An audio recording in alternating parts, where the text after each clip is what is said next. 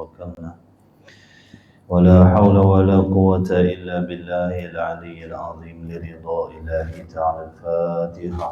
أعوذ بالله من الشيطان الرجيم. بسم الله الرحمن الرحيم. الحمد لله رب العالمين الرحمن الرحيم مالك يوم الدين. إياك نعبد وإياك نستعين. اهدنا الصراط المستقيم صراط الذين أنعمت عليهم غير المغضوب عليهم ولا الضالين آمين. أعوذ بالله من الشيطان الرجيم. بسم الله الرحمن الرحيم. الحمد لله رب العالمين والصلاة والسلام على أشرف الأنبياء والمرسلين وعلى آله وصحبه أجمعين. سبحانك لا علم لنا إلا ما علمتنا إنك أنت العليم الحكيم. اللهم افتح علينا حكمتك وانشر علينا من خزائن رحمتك يا أرحم الراحمين. ربنا زدنا علما وفهما يا كاشف المشكلات. اكشف الحجب عن وجه هذه المعاني حتى نطلع على خفيات هذه المسائل واحفظنا من الخطأ والضلال فأنت موفق كل أمر وأنت علام الغيوب برحمتك يا أرحم الراحمين. وهب لنا يا وهاب علما وحكمة وللرزق يا رزاق كلنا مسهلا وبالخير يا فتاح فافتح لنا يا الله وبالهدى وبالعلم كلنا يا عليم مفضلا. اللهم علمنا ما جهلنا وذكرنا ما نسينا. اللهم اجعل أعمالنا خالصة لوجهك الكريم. وصلى الله على سيدنا محمد وعلى آله وصحبه وبارك وسلم. الحمد لله رب العالمين. أما بعد. السلام عليكم ورحمة الله وبركاته. Alhamdulillah, segala puji bagi zat Allah Subhanahu wa taala yang maha suci dari sebarang kekurangan, yang bersifat dengan segala sifat kesempurnaan, yang mengkehendaki menghimpunkan kita pada saat ini dalam majlis ilmu di dalam taman syurga. Diharapkan para muhibbin rahimakumullah sekalian senantiasa di dalam rahmat dan redha Allah Subhanahu wa taala. Jadi mari sama-sama kita mengikhlaskan niat kita serta menjaga adab yang zahir dan yang batin di dalam majlis ilmu ini. Mudah-mudahan Allah merezekikan kepada kita ilmu yang bermanfaat dan berkat untuk kita dunia dan akhirat, insya-Allah. Kitab Minhajul Abidin, muka surat apa tu? 102.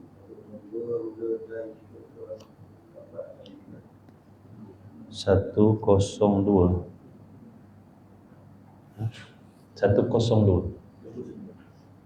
102 perenggan.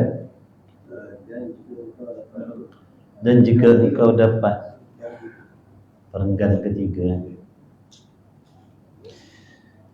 Bismillahirrahmanirrahim. Qala al-muallif rahimahullahu ta'ala wa nafa'ana wa iyyakum bi'ulumihi wa bi'ulumi masyayikhina fid daraini amin ya rabbal alamin.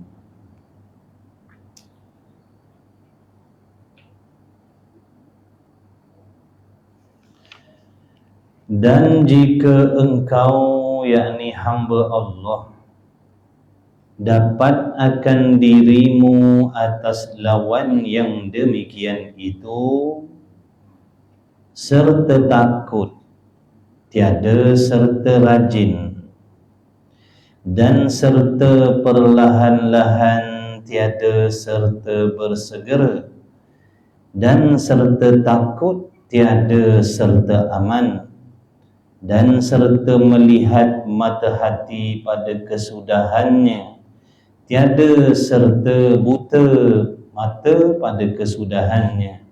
Maka ketahui olehmu wahai hamba Allah yang terbit khatir di dalam hatinya, bahawasanya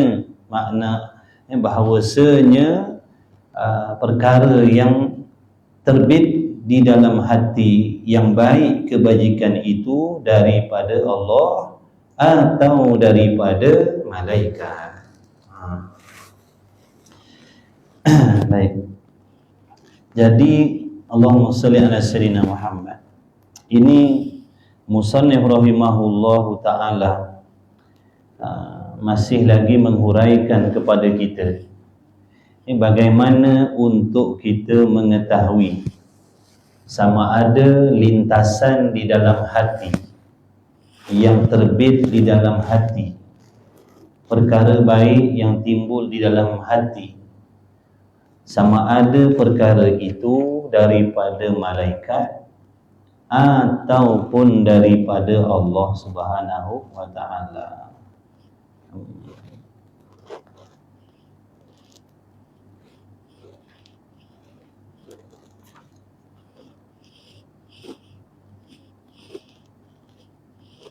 Ataupun khatir yang terbit daripada dalam hati kita tu tadi, yakni perkara kebaikan yang timbul dalam hati kita tu daripada syaitan.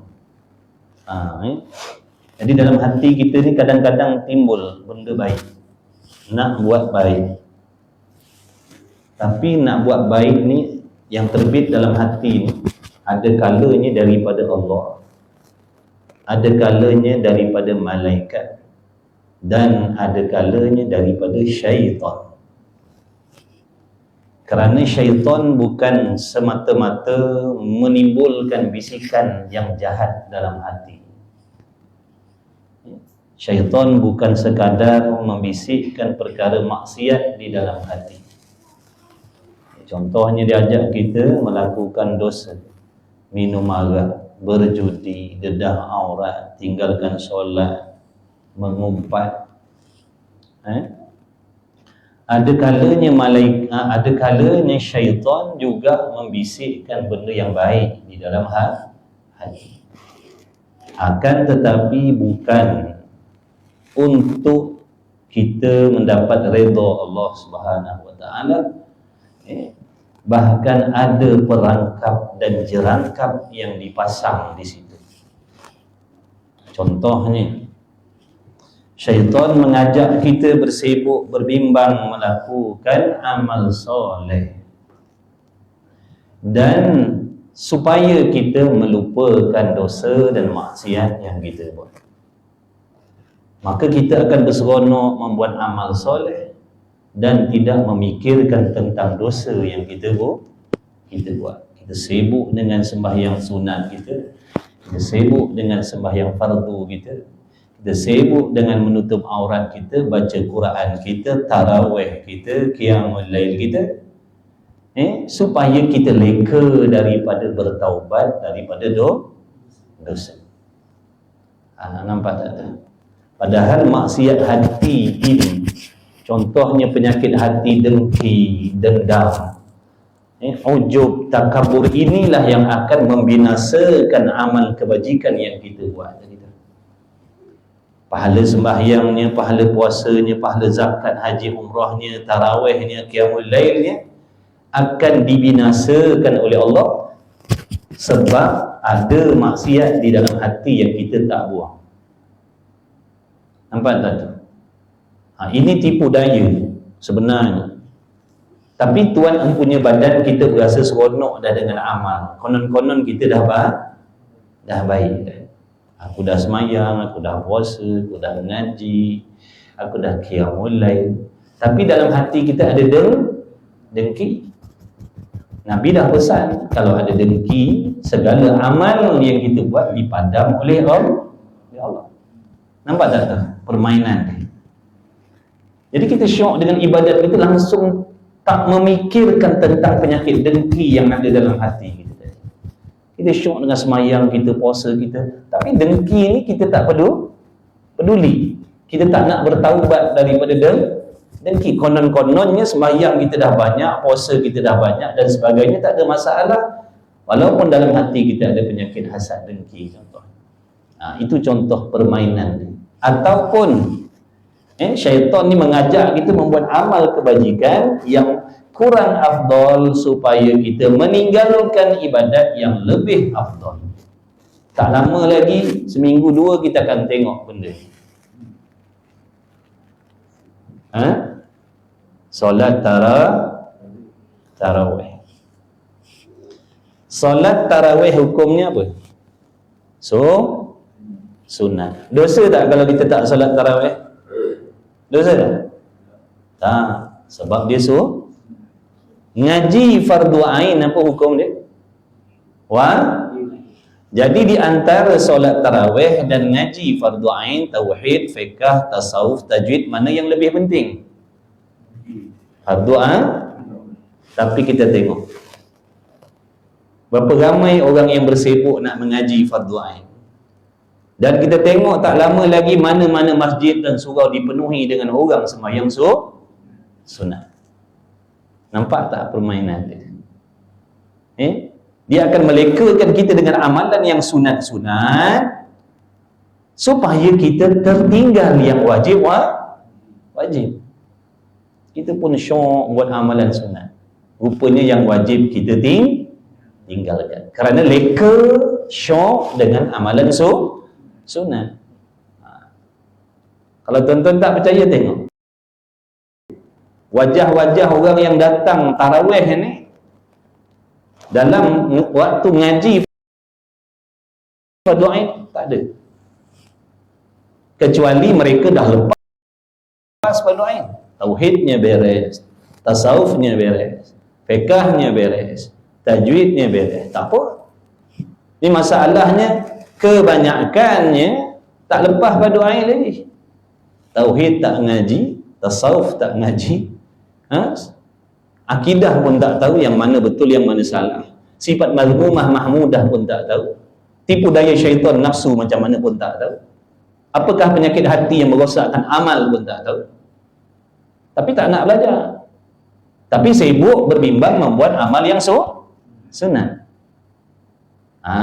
Itu contoh permainan. Ataupun mengajak kita sembahyang sunat banyak-banyak supaya kita terlupa nak buat qada jaga-jaga tu.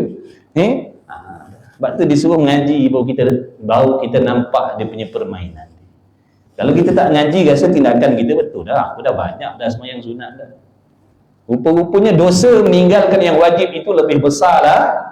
Lebih besar lagi. Yang sepatutnya yang wajib jangan ditinggalkan, serta memperbanyakkan yang sunat. Itu baru betul. Fardu ain pun mengaji, tarawih pun datang ramai. Itu sepatutnya. Tapi mana-mana tuan-tuan, mana-mana macam itulah. Yang datang sembahyang tarawih tadi tu mandi junub, tak tahu. Fatihah baca dalam hati. Tu imam tak habis takbir, dah takbir dulu. Nampak tak?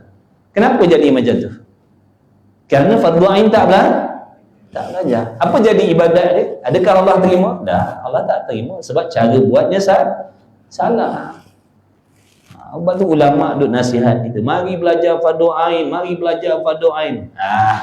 Fardu ain ni ilmu budak-budak.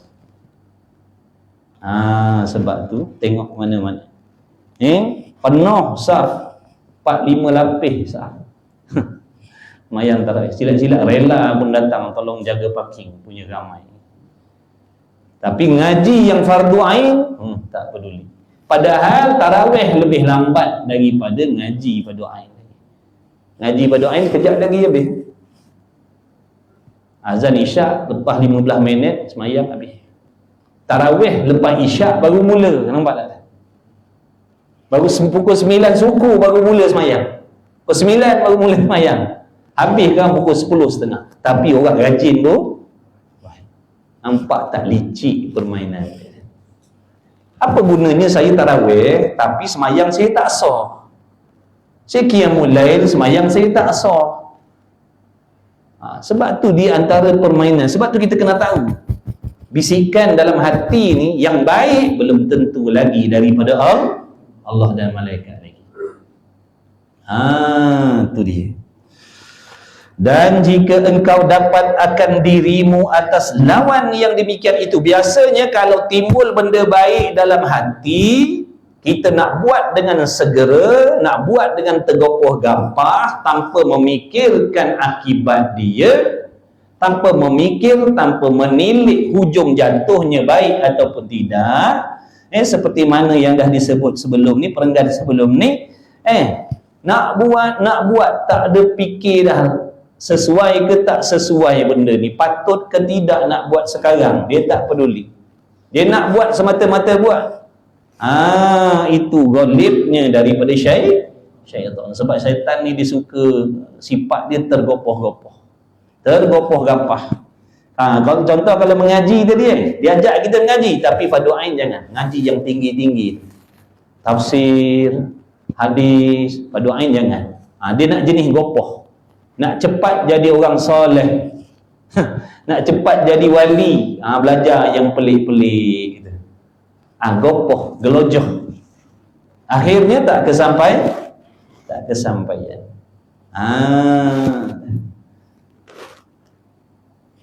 Bukan semestinya benda baik daripada malaikat dan Allah.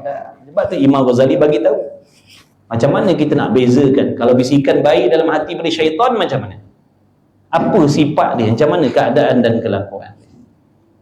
Kalau daripada malaikat macam mana. Dan jika engkau dapat akan dirimu atas lawan yang demikian itu, timbul benda baik, tapi hati kita tak berapa nak, maknanya bukan ada perasaan risau, bimbang nak buat benda tu, walaupun benda baik, tapi memikir, boleh ke benda ni, layak ke aku nak buat sekarang, patut ke aku nak buat ni, boleh tak, contohnya aku nak berhenti kerja, aku nak pergi duduk pondok contohnya lah, bagus tak duduk pondok? Bagus. Tapi mikir, aku ni ada tanggungjawab, aku ni ada anak bini. Tapi nak masuk pondok tu satu benda baik, nak pergi belajar. Tapi kalau yang setan tadi, dia akan tergopoh-gopoh, dia tak fikir apa jadi, tak peduli. Ni aku nak pergi mengaji ni, bagus ni. Tengok. Jadi nanti jadi benda sebaliknya dah. Bukan jadi baik dah, jadi musibah, jadi fitnah pula dah. Tapi kalau timbul dalam hati kita nak buat benda baik, tapi hati kita rasa takut, bukan tergopoh-gapah dah, bukan tergopoh-gopoh nak buat, dia beranju, dipikir habis-habis, dia bertanya orang dulu, serta rajin, serta perlahan-lahan, tiada bersegera, serta takut, tiada aman. Makna hatinya tak berasa selamat, hatinya tak berasa selamat daripada kebinasaan. Dia ada macam risau-risau, ada risau-risau nak buat, tapi ada macam risau-risau, takut-takut, tak sesuai, takut-takut, tak kesampaian, takut-takut, begitu. Tak macam yang pertama tadi, nak buat semata-mata buat tanpa berfikir. Dan serta melihat dengan mata hati pada kesudahannya. Dia tengok, kalau aku buat macam ni, apa kesudahan dia nanti, apa hasil dia ni, apa akibat yang aku akan dapat kalau aku buat benda ni. Maka ketahui olehmu bahawasanya bisikan baik ataupun terbitnya lintasan hati nak buat benda baik serta dengan perasaan bimbang, takut, berfikir, merenung-renung, menimbang-nimbang, itu adalah daripada Allah ataupun daripada malaikat. Kalau daripada setan, dia tak ada nak mikir-mikir, nak buat benda baik terus nak buat, padahal dia tak mikir benda tu sesuai ataupun tidak, patut ataupun tidak, kena ataupun tidak, layak ataupun tidak nak buat benda tu pada masa tu. Bersungguh nak pergi ngaji, bersungguh nak pergi ngaji tafsir, bersungguh nak pergi ngaji hadis, padahal yang fardu ain tak tak tak ada fikir dah. Orang kata marilah dulu ngaji fardu ain dulu, tafsir hadis lah kena ngaji. Dia tak fikir dah, dia tak fikir panjang dah, sesuai ke tidak, patut ke tidak, mana ilmu yang perlu didulukan, mana ilmu yang perlu dikemudiankan, dia tak fikir. Maka kita pun pergilah berbondong-bondong ngaji tafsir, ngaji hadis, padahal mandi wajib tak pandai lagi, rukun sembahyang pun tak tahu, takbiratul ihram pun dalam hati, takbiratul ihram pun tak keluar suara, Fatihah pun tak bunyi suara. Macam kenapa jadi macam tu? Kalau ngaji fardu ain mesti dia tahu, bacaan rukun qauli mesti dengar pada telinga, tapi dia tak belajar. Nampak tak tu? Akhirnya tak kesampaianlah ibadat kita sebanyak apa pun. Cara buatnya salah. Ibadat ni dia ada rukun, dia ada syarat, bukan boleh main seronok-seronok ikut suka hati kita nak buat. Jadi semua benda yang nak menjaga ibadat sah batal syarat rukun ni tadi semua ada dalam ilmu fardu ain. Yang akidahnya, yang ikhlasnya, semua ada dalam fardu ain. Tapi kita tak nak belajar, kita ingat fardu ain ni ilmu budak kecil. Berapa ramai tua bangka mandi wajib tak sah. Tu. Kata muallif radhiyallahu taala anhu. Jadi kalau kita ni nisbah kita orang awam ni, kalau timbul benda baik dalam hati, kalau kita tak pandai nak buat keputusan, tanya orang alim. Tanya orang alim. Tuhu, boleh tak saya nak buat macam ni? Sesuai tak? Diri saya gini sesuai tak? Kalau kita tak pandai lah. Tanya, sesuai tak saya nak buat benda macam ni? Betul tak saya nak buat macam ni? Patut tak saya nak buat benda ni? Kata mu'alif radhiyallahu ta'ala, kataku dan seperti bahawasanya rajin itu, iaitu ringan pada manusia di dalam perbuatan daripada tiada pelihat mata hati. Tergopoh-gopoh, tanpa mikir, tanpa merenung. Dan menyebutkan pahalanya, merajinkan dia pada demikian itu. Maka ada pun perlahan-lahan dan berlambatan itu dipuji. Maksud berlambatan ni apa? Beranjur. Kalau bahasa kita apa beransur-ansur lah. Lawan bagi gopoh. Lawan bagi gopoh, lawan bagi melulu, lawan bagi tergopoh gampah. Dia perlahan beranjur. Contoh macam tu guru tu bila dia minta, orang minta dia mengajar, memang baik mengajar, tapi dia tak gopoh bagi jawapan. Dia mikir. Padahal dah mengajar, baik tak? Baiklah, dah mengajar agama, bukan mengajar sihir. Mengajar ilmu agama. Tapi dia tak buat keputusan segera, dia mikir dulu. Nantilah, dia cakap nanti dulu. Kalau gopoh, boleh beres. Tu gopoh. Tok guru minta ni ada nak jemput lah, ada kuliah ni, ada kekosongan. Boleh tak? Boleh beres, tak ada masalah. Tapi kalau beranjur, nanti dulu. Nanti dulu. Nak tengok-tengok dulu. Fikir patut ke tidak, boleh ke tidak, layak ke tidak, kena ke tidak. Apa tu baru bagi jawapan. Rasa-rasa cari orang lain dulu kot. Nampak tak? Ataupun, bolehlah insyaAllah. Makna dia tak gopoh. Tak gopoh. Orang panggil ajak mengajar contohnya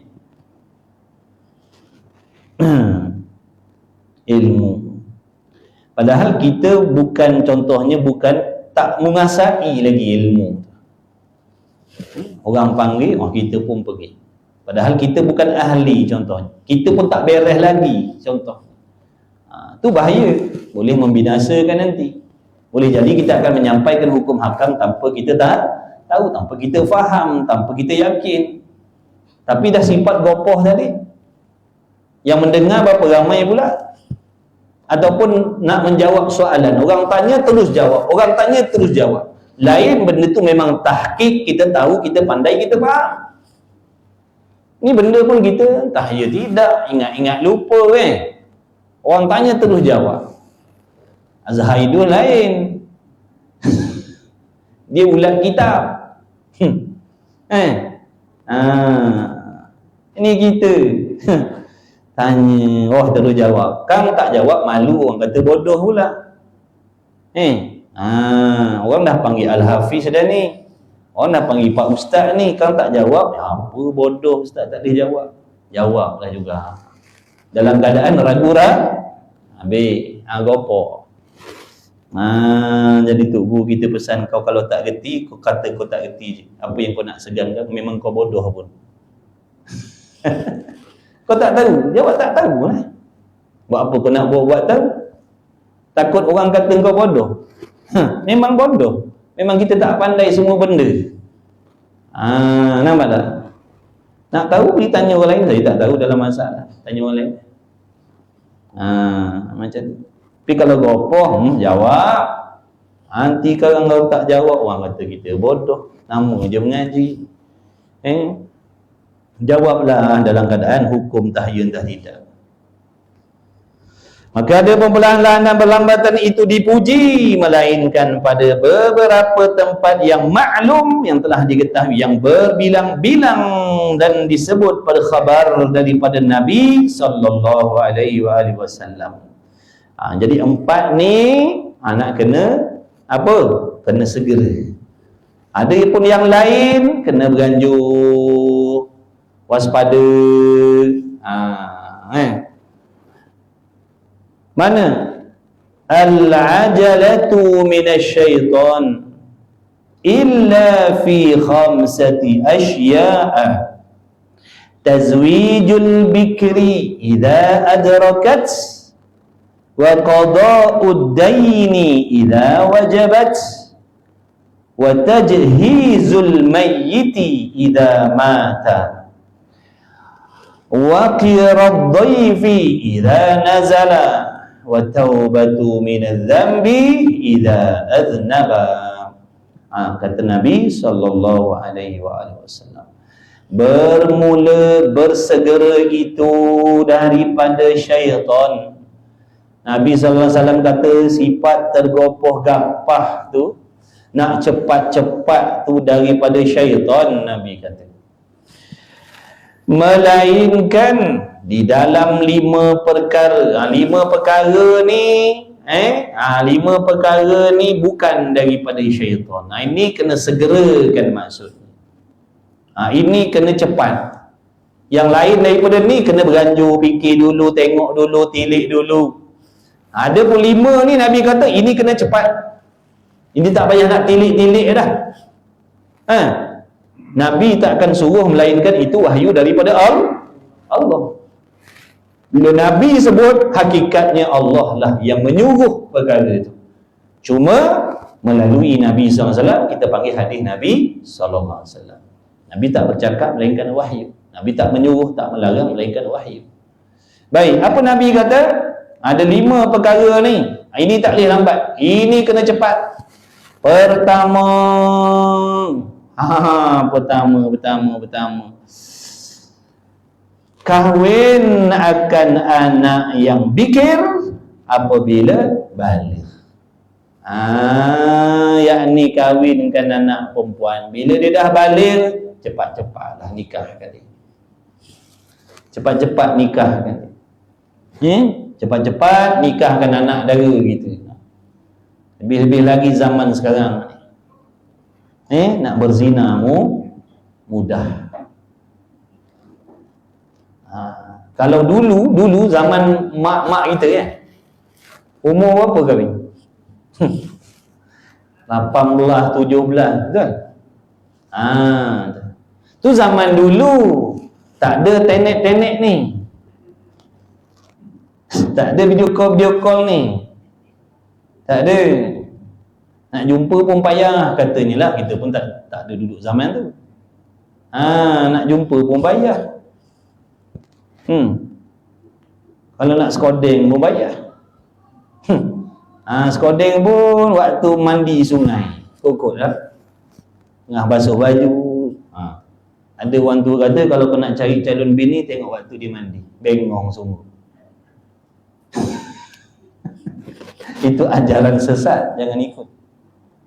Dia kata kalau nak tengok jodoh, tengok waktu dia mandi. Itu zaman dulu-dulu mandi tepi sungai. Kalau kau nak tengok calon nak buat bini, tengok waktu dia mandi. Ajaran sesat tu, jangan main-main. Jadi kalau ada anak dara, cepatkan. Bila dia nak kahwin tu, kahwinkanlah. Tak payah fikir panjang-panjang. Kalau tak, nanti dia akan tidak mustahil jatuh kepada zina. Lagi besar malu, lagi besar dosa. Lagi besar malu, lagi besar dosa.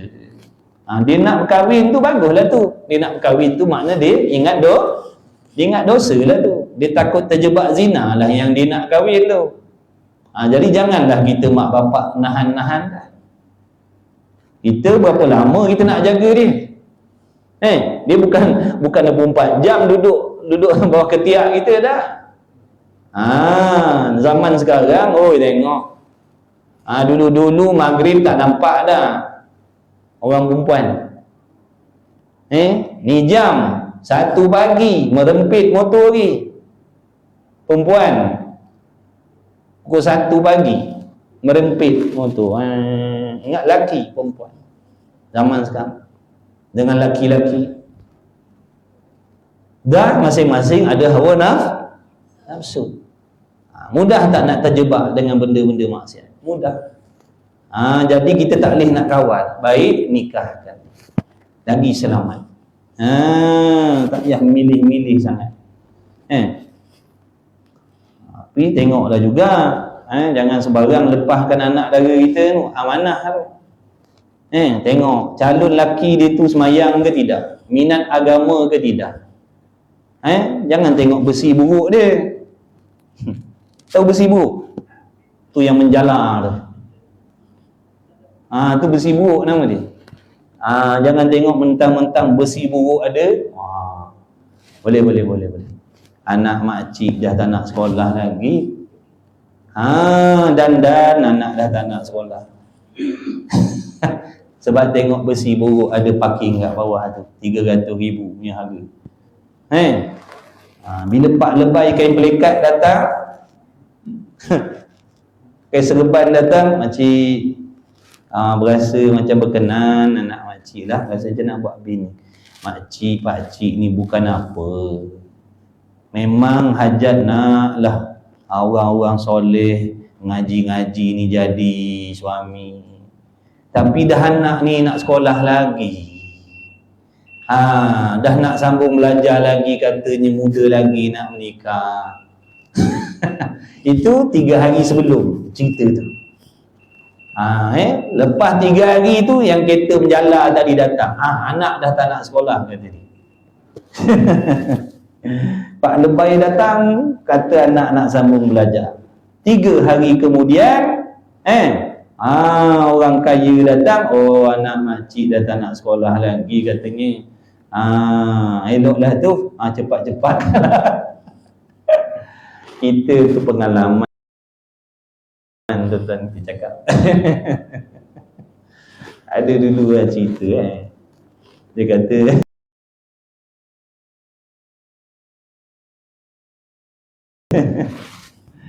dia nak jodohkan kita dengan anak dia. Dia kata jangan risau, semua support, jangan risau. Ustaz setuju dengan tidak aja. Lain kita support tu, asalkan jadi menantu kita. Saya kata susah nak jawab. Tanya tuan punya badan tu. Dia tanya anak dia. Anak dia jawab apa? Agama sangat lah yang tu ya. Agama sangat. Islamik sangat. Dia tak nak Islamik sangat. Budak ni jam. Dia nak Islam tapi tak nak sangat lah. Nak jenis separuh Islam, separuh tu macam bukan. Dia nak jenis macam tu. Yang jadi Islam sangat dia tak. Dia kata tak nak lah sebab macam Islamik sangat. Itu boleh. Nampak tak tu? Jangan tengok bakal suami dia semayang, minat agama, insya-Allah adalah rezeki dia orang. Pandai-pandailah dia cari rezeki tu besok. Nampak tak?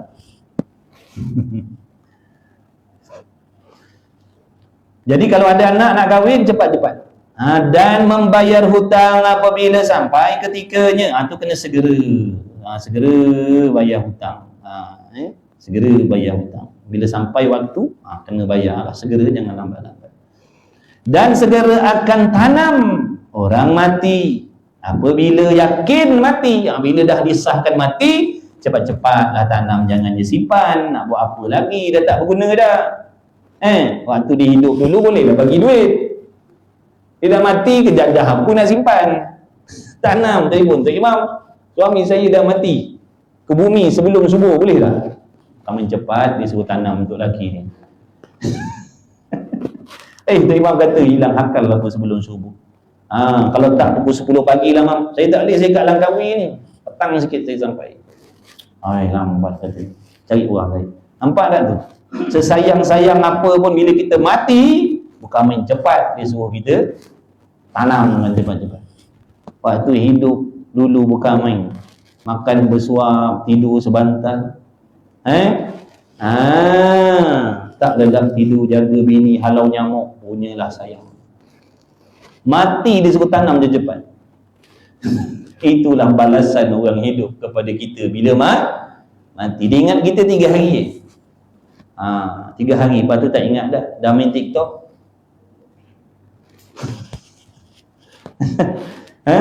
Dah main TikTok, tok lelaki mati tak ingat dah main TikTok. Dan berjamu apabila turun, yakni apabila datang, yakni tetamu. Bila tamu datang, cepat-cepat jamu. Maksudnya takzim ke tetamu, jangan sampai kering air liur kawan tu bersembang. Tak geti-geti. Sampai kering air liur kawan tu. Pas satu-satu cerita buka. Pas satu-satu. Dalam hati bila nak keluar air. Wajib disegerakan. Kata sekejap pergi tak. Ambil dah air suam dulu ke, air sejuk dulu, sementara nak bancuh air yang sedap no. Ni dah sampai sudah kawan balik kering tekak. Binawi tu tuan rumah kata dia. Tak reti-reti aku datang dah daripada jauh, sembang pas satu cerita. Puahlah buka cerita tentang air laut, buka cerita tentang air sungai. Tak faham-faham tuan rumah suruh keluarkan air. Ada jenis macam tu, jangan main-main. Ada, dia buat ada. Keluarkanlah air. Siapa pun tak peduli, orang datang jual baju ke. Kalau dulu-dulu datang jual baju. Bagilah air. Ini dah sampai kesudah kering dekat kawan. Dan taubat daripada dosa. Jadi jangan lengah-lengah takzimkan tetamu. Takzimkan tetamu, jangan lengah-lengah. Dan taubat daripada dosa apabila mengerjakan dosa. Ni 5 benda ni Nabi kata jangan lambat-lambat, cepatkan. Jangan lengah-lengah. Kalau dah mati, tanam cepat-cepat, jangan simpan lama-lama. Sebab apa? Kalau jenis jenazah tu orang soleh, dia tak sabar-sabar dah nak mendapat nikmat balasan daripada Allah. Jadi jangan lambat-lambat, cepat-cepat tanam.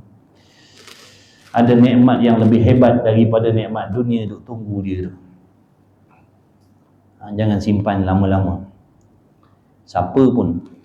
Dan ada pun takut, maka menanggung. Maksud takut ni apa? Bimbang.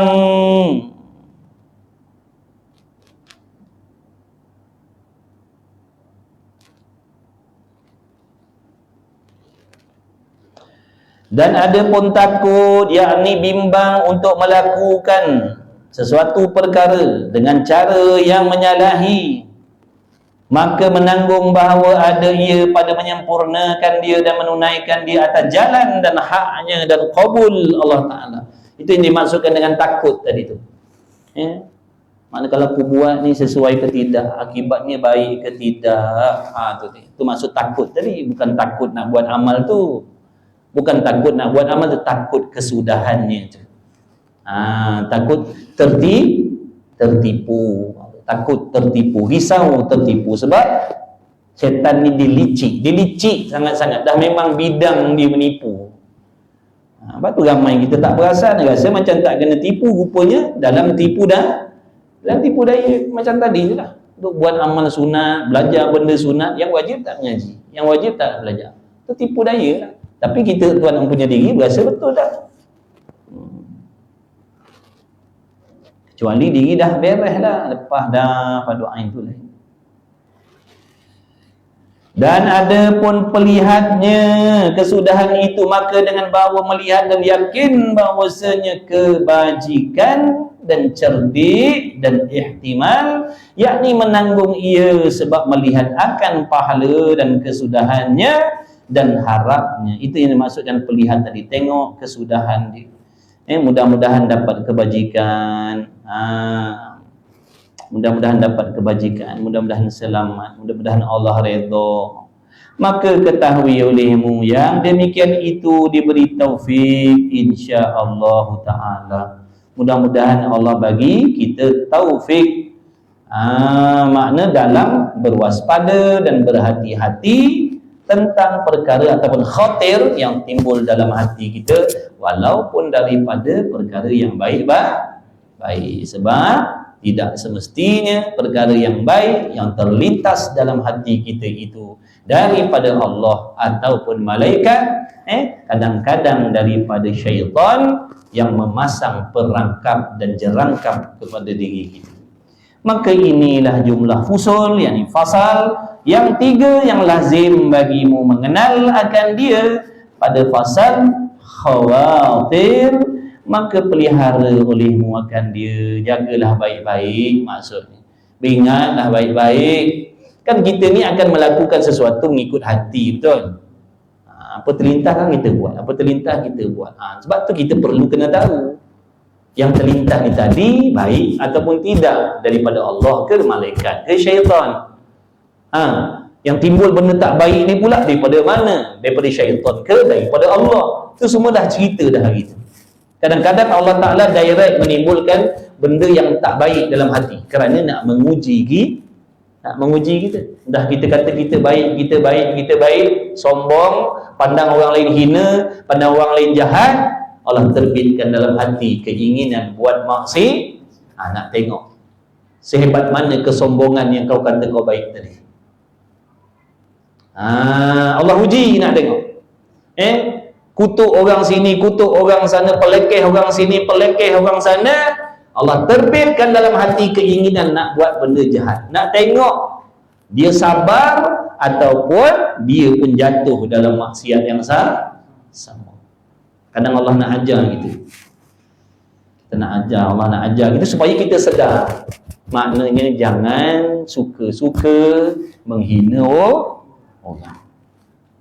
Kita duk kata orang tu jahat, orang tu hina, orang tu maksiat. Allah terbitkan dalam hati nak buat maksiat. Tengok lawan ke tak, hebat ke tidak, mana kita punya keangkuhan, kita punya kesombongan yang kata konon-konon kita ni orang baik. Nak tengok. Sebab tu jaga perkataan itu. Setiap apa yang kita cakap akan diuji oleh Allah. Kita selalu cakap orang jahat, Allah akan uji. Tengok. Uji kita, bukan orang yang jahat tu, kita ni yang suka mengata orang jahat ni, Allah akan uji kita supaya kita sedar. Besok bila jatuh dalam maksiat baru terfikir, aku pun jahat juga rupanya. Tu tujuan, nak menyedarkan kita jangan bermudah-mudah mencela, menghina, merendahkan orang lain. Tu orang cakap tu, apa yang kita cakap akan berbalik kepada kita. Itulah. Kalau tak kita, keturunan kita. Kalau tak kita, keturunan kita. Jaga baik-baik. Dan baik-baik tilik padanya, hati-hati padanya barang yang sekuasanya, maka bahawasanya daripada ulum, yakni daripada ilmu-ilmu yang halus. Maknanya nak mengenal dan memahami bisikan hati tadi itu, yang terbit dalam hati tadi itu, sama ada benda itu baik perlu dibuat atau perlu ditinggalkan. Itu perlu kepada penilikan yang halus. Kena renung baik-baik, renung betul-betul. Sebab tu kalau kita tak tahu, tak pandai, tanya orang alim. Guru, 2-3 hari ni dalam hati saya timbul macam nak buat benda ni dah, tapi saya pun tak pasti lah. Contoh tanya. Dan asrar, makna rahsia yang mulia pada bab ini, pada bab khawatir ni lah. Pada bab khawatir, apa maksud khawatir? Lintasan hati. Dia dulu. Kadang-kala lintasan hati yang baik, ada kala lintasan hati yang tidak baik. Pun ada perbezaan, ada kala daripada malaikat, daripada syaitan, daripada nafsu. Wallahul muwaffiqu bifadlih. Bermula Allah SWT yang memberi taufik dengan limpah kurniaannya Allah Jadi mudah-mudahan kita semua diberi taufik, bantuan, pertolongan oleh Allah daripada permainan, tipu daya, hawa nafsu dan syaitan. Amin ya rabbal alamin. Cukuplah sekadar itu. Kuliah penangguhan ada. Bulan Ramadan aktiviti nak terawih, makan cendol macam-macam lagi lah. Tarawih makan cendol pula. Jadi di kesempatan ini saya minta maaf banyak-banyak. Andai kata selama ni dalam semesta ini ada salah silap saya minta pemaaf lah, tolong sampaikan kepada yang tak hadir. Saya ucapkan selamat menyambut Ramadan. Mudah-mudahan kita semua diampunkan dosa oleh Allah Subhanahu Wa Taala. Mudah-mudahan Allah panjangkan umur kita sekaliannya, diberi umur yang barakah, diberi kesihatan, keafiatan yang barakah. Mudah-mudahan Allah bantu kita untuk memperbaiki Ramadan kita kali ini. Mudah-mudahan Ramadan kita kali ini lebih baik daripada Ramadan kita yang telah lalu. Dan mudah-mudahan Allah Subhanahu Wa Taala menjadikan kita hamba yang istiqamah, bersabar dalam menuntut ilmu, dalam mengamalkan ilmu, jangan berputus asa daripada rahmat Allah Subhanahu Wa Taala. InsyaAllah jadi setakat ini sajalah. Tandalah situ. Saya minta maaf dapat baca sebutir je ni. Sebab lepas ni saya nak terbang ke Shah Alam. Biasanya kalau hari Khamis petang asar saya balik Canada. Ada kelas ni saya tanggung balik. Cukuplah. Bismillahirrahmanirrahim. Alhamdulillahirabbil alamin. Wassalatu wassalamu ala Rasulillah. Allahumma rabbana fa'na bima 'allamtana, rabbana 'allimna alladhi ma yanfa'una, rabbana faqih ahlana wa qarabati lana fi dinina ma'al qutri unsa wa dhakar. Wa sallallahu ala sayyidina Muhammad wa ala alihi wa sahbihi wa baraka wa sallam. Alhamdulillahirabbil alamin. Taqabbalallahu minni wa minkum, inna wa minkum taqabbal ya karim.